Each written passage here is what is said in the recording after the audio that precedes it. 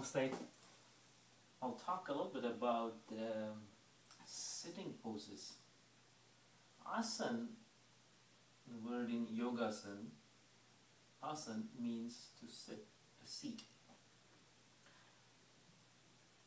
So you see, most of the sitting poses are, I would recommend people to incorporate them into your daily lifestyle, because when you sit to have your meal, or when you're driving, when you're working, that's when you need to practice these poses. You can learn them on the mat, but if you sit in a sitting asana, say Virasana, for 30 seconds or a minute, but the whole day, rest of the day, while driving, eating, working, watching TV,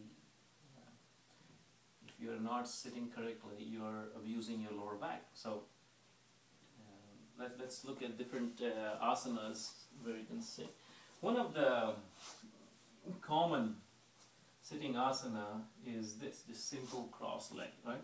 Just crossing the legs simply. Now, I'm not sure how, but the name that is popular for this asana is Sukhasana. Sukh means happy, asana is pose. So happy pose, and I don't think it is Sukhasana. In fact, somebody refers to this asana as a Dukhasana. Dukh means unhappy, unhappy pose. Why is it unhappy pose? Okay, so if I am very alert and aware, with some discomfort, I can stay in this pose for 30 seconds with my spine straight. I said discomfort because where is the weight? Think about physics. The weight is only on the hips, on the sit bones. There is almost no weight. So the surface area touching the floor is my hips and my feet. My feet maybe are taking 10%, 15% of the body weight. All the rest is going into the floor through hips. So where is all that weight being lifted? Lower back.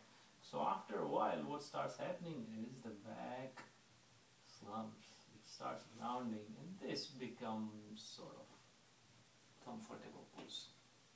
Not necessarily the right.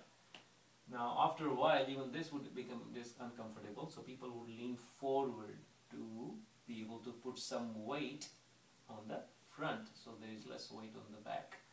And then what that does is it cuts the blood circulation in the legs, and the leg falls asleep. So again, keep thinking of how much surface area is lifting the weight. Now, the weight of my body is not going to change. How it's distributed, where I feel it, is going to change. So this is Sukhasana, so-called Sukhasana. Not a very good pose. Another thing to keep in mind is the knees and the hip. Any pose where your knees are lifted above the hip is not a good pose to sit. It will round your back. Yes, think of your couch, think of your car. What does it do? It keeps your hips lower than the knees. So if you did need to sit for a longer period of time, and if you weren't able to do the other poses that I'm going to show, what you could try is lift your hips, sit on a block. There. There. Now, this is much more comfortable pose.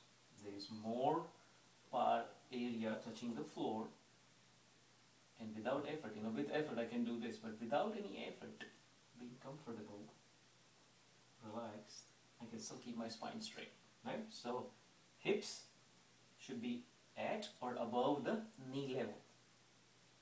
Hips should be at or above the knee level. Alright, now let's talk about some of the sitting asanas. So the first one, Virasana. If you are comfortable, you may keep your feet out, hips on the floor. Right? Now, what if your knees are hurting? You may keep a block this way. Now there is less stretch on the knees. If you think even this is uncomfortable, turn it sideways, look it higher. There, like this. I actually keep step stool here. So, there. If you like to sit like this, there. Virasana is one of the most powerful instant effect generating pose. the effect that Virasana has on digestion is something I convey to people, that if you wanted to feel the effect of yoga, that when you put your body in a certain shape, it works not just outside but inside. And if you want to feel it, try Virasana, the only pose that you can and should do after your meals. So say when you come back from office, you have had your dinner and you're sitting playing with your kids or watching TV, listening to radio, reading book. Could you try sitting in this pose for a minute or two? Then if your knees are uncomfortable, get up, walk around, to the chair, come back, do another minute or two. And Virasana, very powerful pose, solid effect on digestion, keeps the spine straight without effort. Very, very important pose also for meditation. Alright, there is another one called Gomukhasana, the cow pose. So, one other thing I would like to point out is the surface area. You see in all these poses, watch this, how much more surface area is touching the ground and thus distributing the weight, right? And that's part of the reason why the lower back doesn't move around. Alright, next one is Gomukhasana. Left foot under right hip, right knee on top of left. It's okay if in the beginning you're like this, but you see there's still more surface area. Your whole lower leg is touching the floor. Eventually it will come like this and there. An excellent stretch for the hips. And then you switch sides, of course. Right leg on bottom, left on top. So, this is Gomukhasana. Alright. The Sukhasana, if you can modify this pose a little bit, it may become a pose that you can sit in. So in this, you see, only my feet are on the ground. If you can come a little bit forward there and bring your knees closer. There, now I am sitting on my left foot. Here, like this. I'm sitting on the left foot with my right hip. There. So my left knee is lifted up, my right leg, right foot, knee, calves, and foot are on the floor. There. Right? So, okay, right leg is bottom, left leg is front, but I am not leaning so much forward to cut off the blood circulation. I'm sitting on my hips on one foot, or you can balance and you can put equal weight on both the feet. Okay, if I were to switch, there. So now my right foot is on the floor, right knee is lifted up, left leg more or less is on the ground, and I can sit fairly comfortably in this pose. Siddhasana and Padmasana. These are the very powerful poses you'll find in scriptures for meditating, and a pose has an effect on the body. We'll talk about that later. But for for Siddhasana, which is the perfect pose, the easier version, I would say, of Padmasana. So first, make a bigger squat. Right? So your left foot touching the right thigh, pull the left toe up. Pull the left toe up. Keep it tight. Bring the right leg in. So first, align both the heels. Again, you may need to practice sitting in this pose for a few days, but you see my legs, my knees are fairly low. Keep holding this toe. Bring right leg up, right ankle up. If you feel uncomfortable at this bone, if the bones are crushing against each other, put a towel or something. Once you're comfortable, create some space between your thigh and calf, left thigh and calf. Put your right toes inside it. There. See how much more surface area is there. And lower back is comfortable. And there's a reason why it's called perfect pose. It's very relaxing.